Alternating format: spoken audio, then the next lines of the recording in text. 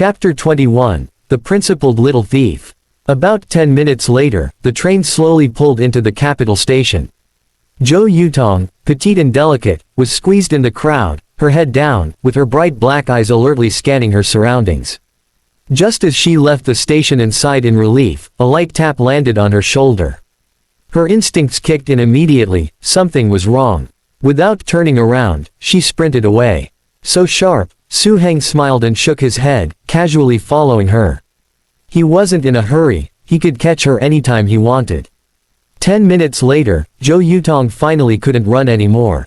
Bent over, hands on her knees, she gasped for air, steam puffing from her lips. Why stop? Keep running, Su Heng teased, not even short of breath. Zhou Yutong spun around, threw the money at him with her left hand, and held a blade to her neck with her right, shouting fiercely, I give up. Here's your money back, but if you hand me over to the police, I'll end it right here.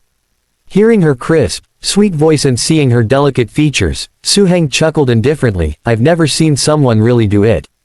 Go ahead, show me. Realizing her bluff wasn't working, Zhou Yutong's expression immediately softened. In a pitiful tone, she pleaded, Big brother, my parents died, and I was sold to a gang of thieves. If I don't steal, they'll beat me to death. Oh, quite the actress, aren't you? Can you make it sound even more tragic? Su Heng sneered. He didn't believe a word from this seasoned, cunning little thief who could switch expressions in the blink of an eye. Brother, I was wrong.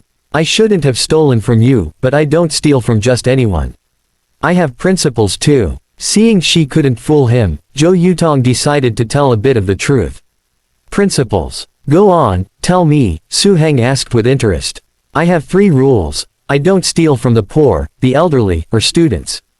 Zhou Yutong replied confidently. I'm a student, Su Heng rolled his eyes. Huh. Zhou Yutong's face flushed red. What, I don't look like one? Su Heng asked, annoyed. Zhou Yutong shook her head, explaining, it's Tuesday, students haven't started their break yet, and besides, she was about to say, you have so much money, how can you be a student? Su Heng cut her off, you say you don't steal from the poor, but poor people don't have money. And as for the elderly, they're experienced and cautious, it's harder to steal from them, right? Zhou Yutong's face turned even redder. She wanted to argue, but Su Heng, noticing the late hour, didn't want to waste time. He picked up the money from the ground, stuffed it back into her hands. The little thief was stunned as Su Heng, now serious, said, you're smart. Use that intelligence for something better. Keep the money, but don't do these petty crimes again. Zhou Yutong stood frozen for a moment, then her eyes welled up with tears. In a choked voice, she said, Big brother, you're a good person. Can I follow you? Follow me. Su Heng was caught off guard. This girl had just tried to steal from him, and now she wanted to follow him. You're just looking for a long-term meal ticket, aren't you? Su Heng sighed. It's hard being the good guy. I want to help you. I can actually do a lot of things, Zhou Yutong said, her face flushed, eager to prove herself. What's your name? How old are you? Where's your home? Su Heng asked. Zhou Yutong shook her head, her eyes red, my name is Zhou Yutong, I'm 13. When I was young, I was sold to a gang of thieves. At night, they taught me to steal, and during the day, they made me beg and pick pockets. One night, during a heavy rain, the police stormed our hideout and arrested everyone. I was sent to an orphanage. The people there either beat or scolded us, and we didn't have enough to eat. So, I found a way to escape. Afraid Su Heng wouldn't believe her, Zhou Yutong raised her hand and swore, Big brother, I swear I'm telling the truth. If I'm lying, may lightning strike me. Su Heng could see she wasn't lying. His heart softened. The girl's story was tragic indeed. She had been lucky, sold into a gang but not crippled to beg, and instead, she'd learned a skill. For someone so young, to be able to steal without anyone noticing meant she had remarkable mental strength, sharp observation skills, and dexterity. She was quite talented. His tone softened, where do you usually stay? I've been working along the line between the capital and Shanghai ever since I escaped from the orphanage. There are the richest people on that route, so I either stay in Shanghai or the capital. Su Heng was beginning to feel a headache. Should he take her with him? What would it look like for a high schooler to take care of a young girl? He regretted listening to her story. Now that he knew about her sad past, he couldn't just leave her behind. Alright, come with me for now, Su Heng decided. Once he finished his current tasks, he'd find a school for her when they returned to Jiangzhou. Thank you, big brother. Zhou Yutong's eyes sparkled with joy, almost throwing herself into his arms. Despite her young age, she had spent years observing people. She could tell that her kind brother wasn't just a good person, he was skilled. And, of course, he was the most handsome man she had ever seen. Chapter 22, A True Talent. After having breakfast with Zhou Yutong, Su Heng, mindful that she hadn't slept all night on the train, decided to find a hotel. He booked 2 rooms. Get some rest. I have some errands to run. Brother Heng, I'm used to sleeping during the day and staying up at night. I'm not tired at all. Zhou Yutong quickly shook her head and eagerly added, if you're heading out, I know this city like the back of my hand.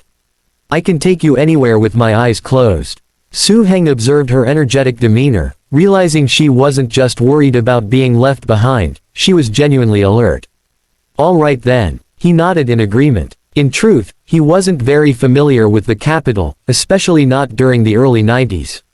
Zhou Yutong wasn't boasting. She navigated the streets and alleys inside the 4th ring with ease, as if reciting from memory. She even pointed out the different regions controlled by various factions, offering insight into the key players behind them. In his previous life, Su Heng had never delved into such details. But now, thanks to this clever and observant girl, he was learning a lot. He found her to be an excellent guide and an invaluable resource for gathering information. With Zhou Yutong leading the way, it didn't take long for Su Heng to locate over 30 courtyard houses that were up for sale, all within the 2nd ring road. Su Heng had a clear plan, he would only buy courtyards within the 2nd ring. Properties in the city center had greater investment value and a stronger potential for appreciation. Plus, with the massive urban redevelopment on the horizon, many courtyard houses outside the 2nd ring would soon be demolished. He didn't want to purchase a property only to lose it shortly after. From the 30-some options, Su Heng carefully selected 10 based on location, layout, and size, prioritizing them for potential acquisition. The first property he visited was on Hoji Street, near Zidane. The owner, a retired official named Xu Disheng, greeted him. Oh, you want to buy my courtyard house? Xu Disheng sneered after hearing Su Heng's intent. Young man, do you even know how big this place is, or how much it's worth? Su Heng remained calm. Mr. Xu, I heard your son's already made arrangements to study abroad, but you're short on funds. That's why you're selling the property. And if that's true, do you 2 kids think you can afford it? Xu Disheng scoffed, casting a dismissive glance at both Su Heng and Zhou Yutong. Without saying another word, Su Heng unzipped his backpack, revealing stacks of cash. This had become his signature move. True enough, Xu Disheng's eyes widened at the sight of the large bundle of 100 yuan notes. All traces of disdain disappeared from his face. I'm here with serious intent, Su Heng said evenly. Xu's face reddened with embarrassment. Clearly, he had misjudged the young man. He cleared his throat, trying to regain his composure. Since you're here with such sincerity, I'll give it to you straight. This place, with its prime location under the shadow of the old imperial city, is one of a kind. The courtyard itself covers 490 square meters, with 18 rooms. Some are in disrepair, but they could easily be fixed up or rented out. Despite promising to be straightforward, Xu Disheng rambled on, talking endlessly. Su Heng cut him off. Mr. Xu, I've got a good sense of the property. Just name your price. Oh. Xu paused, then extended 2 fingers. My son says this place will appreciate in value, so we can't sell it for less than this amount. 200,000. Su Heng blinked in surprise. Yes, Xu Disheng replied, thinking he might have scared the young man with the high price. If you can pay it all at once, I might be able to knock a bit off. Su Heng couldn't help but laugh. It wasn't that he thought the price was too high, it was far too low. He had mentally prepared himself for how cheap courtyard houses were in this era, but this was shocking. 200,000 for nearly 500 square meters. That's just 500 yuan per square meter. It was practically a steal. In the future, you wouldn't be able to touch a property like this for less than 1 billion yuan. Mr. Xu, when exactly do you need the money? And how much do you need? Xu Disheng was puzzled by the question but answered truthfully. My son's heading to the US next Tuesday. I promised him I'd sell the house and give him 10,000 yuan to take with him. There was a hint of sadness in his voice. This had been his home for most of his life, and parting with it was hard. What was even harder was knowing his son was leaving the country, unsure of when he'd return. Mr. Xu, I won't haggle with you. I'll buy your house for 200,000 yuan. After we sign the contract, I'll give you 10,000 up front so your son can leave without delay. I'll pay the remaining 190,000 within a month. How does that sound? Su Heng only had 350,000 yuan on him, and if he wanted to buy more properties, he needed to make installment payments. The longer the payment term, the better. It would allow him to hold on to his subscription certificates a bit longer and benefit from their increased value.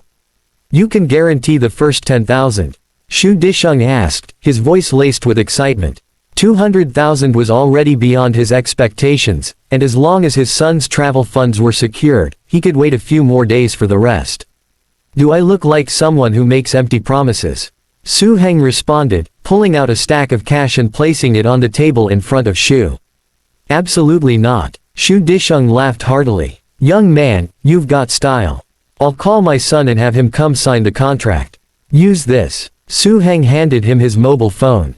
My word, Xu Disheng exclaimed, eyeing the phone in amazement. He had never used such a high-end device before. Su Heng dialed the number for him. Half an hour later, Xu's son, Xu Jing, rushed home on his Phoenix brand bicycle. Xu Disheng explained the situation, and Xu Jing was thrilled that the money for his overseas studies was finally secured. He pulled a contract from his bag and handed it to Su Heng. Mr. Su, here's the contract. If everything looks good, we can sign it now. Not bad, Su Heng said after a quick review. To his surprise, the contract was very thorough. It was important to remember that the country had yet to introduce a formal contract law, so most private agreements were fairly basic.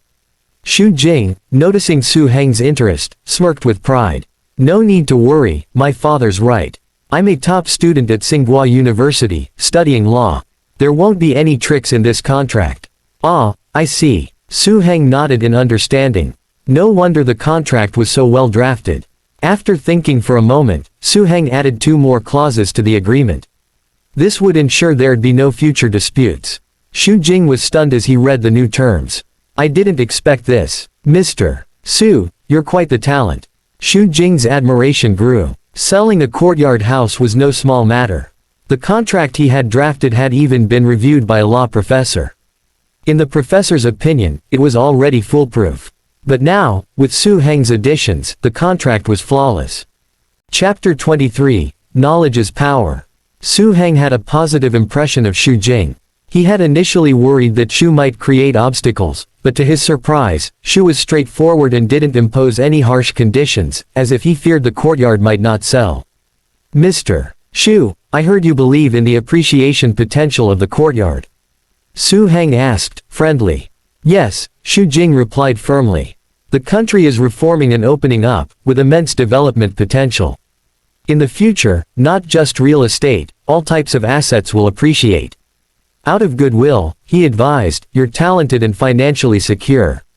Why not consider going to the US? I'll take a look, but the time isn't right yet, Su Heng said. In the 90s, many young people, including university professors, aspired to go abroad, often paying a heavy price. Xu Jing was a typical example, having sold his family's courtyard to pursue the American dream. Su Heng wondered how Xu would feel after years in the US, only to realize that the money he earned couldn't even buy a bathroom in his old courtyard. However, he chose not to voice this concern, knowing Xu wouldn't heed it. After a brief chat, Su Heng left with Zhou Yutong.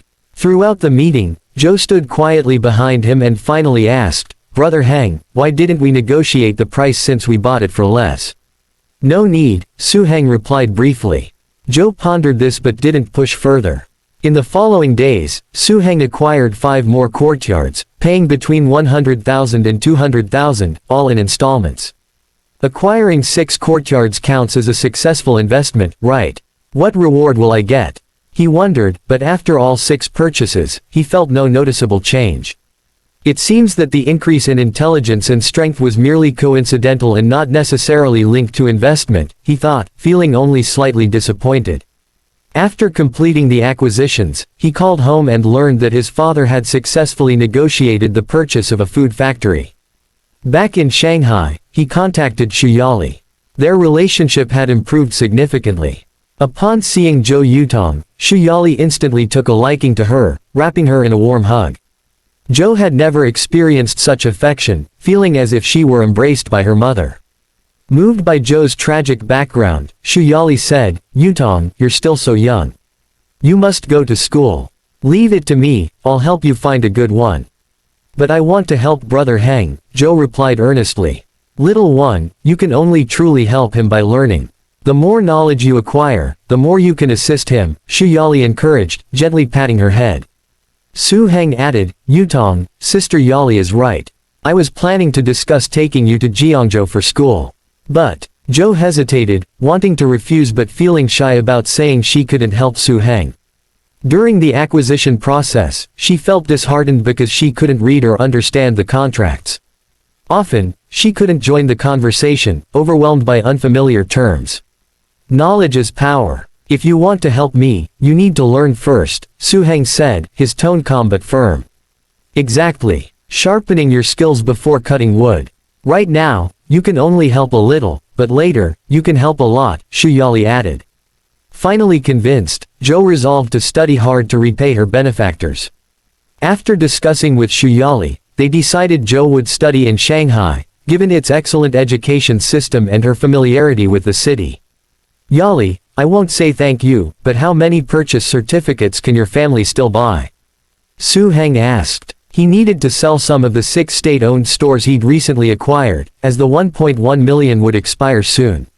He hoped to do this with Shuyali's help, offering her some benefit. "You bought how many certificates?"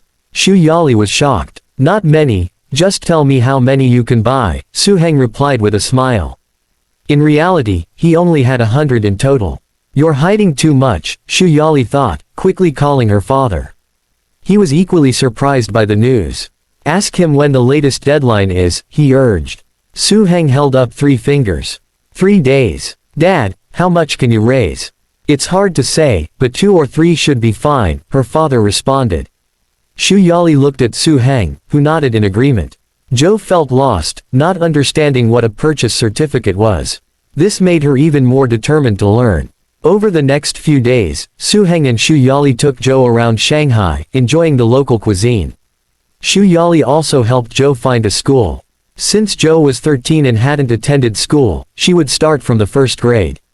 In just one day, she became popular among the other students. 3 days passed quickly, and Xu Ziheng raised 300,000 yuan.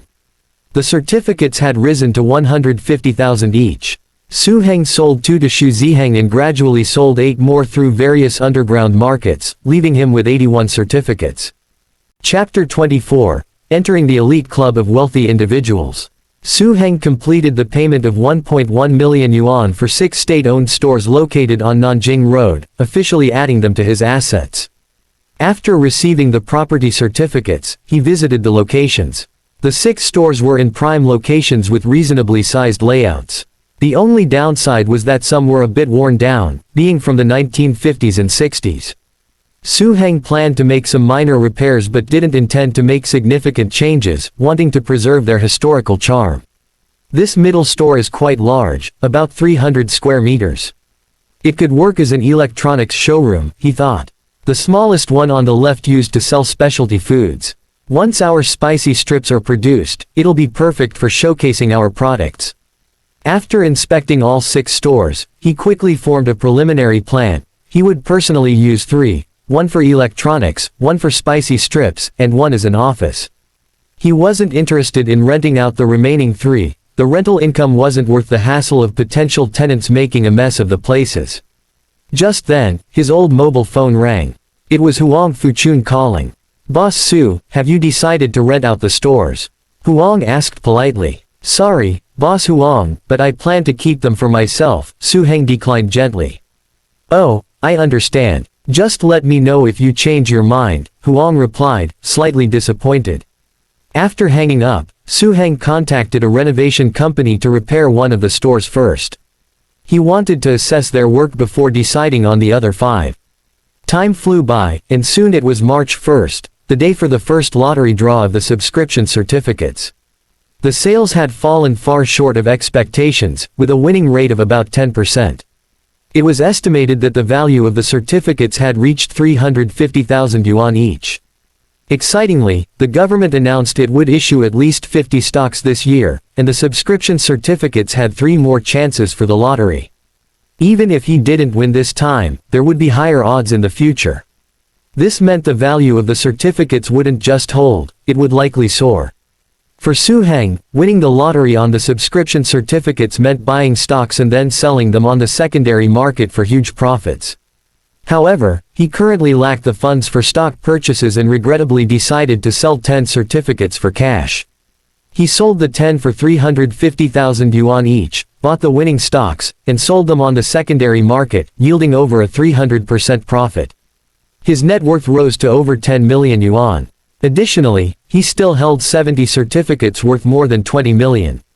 In the whole of Huasha, having over 10 million marked him as a member of the elite wealthy club. This didn't even include the 6 state-owned stores and 6 courtyards he had acquired. In fact, after the auction for those 6 state-owned stores ended, many people had already recognized their immense appreciation potential. If those stores were auctioned now, it would take at least 3 million yuan to secure one. Calculating everything, Su Heng's assets exceeded 40 million yuan, and they were all easily liquidated. Having over 10 million in cash is the dumbest move right now, he thought. After some consideration, he decided to invest in stocks. The demand for subscription certificates was still surging, making them hard to acquire, while he recalled the stock market was poised for a significant rise. Over 3 days, he gradually invested around 10 million yuan in stocks. That evening, in the exquisite courtyard near the Bund, Zhou Yutong was studying diligently in the study, while Xu Yali and Su Heng chatted over tea in the living room. "Thank you, Su Heng," Xu Yali said with a smile. He had sold her family a total of subscription certificates, allowing them to profit over 2 million yuan. "Yali, with our relationship, do we even need to say thanks?" Su Heng joked. Xu Yali playfully tilted her head and looked at him with her bright eyes, asking, "What kind of relationship do we have?" With mock seriousness, Su Heng replied, "The kind where we both understand each other." "You rascal, I won't talk to you anymore," Xu Yali laughed, unable to keep a straight face. "Yali, I didn't hear anything. What are you and Brother Heng discussing?" Zhou Yutong's giggles came from the study. Su Heng was speechless, while Xu Yali felt both embarrassed and amused. On March 5, Su Heng returned to the capital to settle the remaining payments for the courtyards he had purchased and finalize all the paperwork.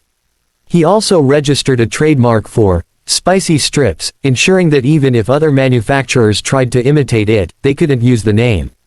After completing his tasks, he planned to head back to Jiangzhou when he learned about a food expo taking place in the capital.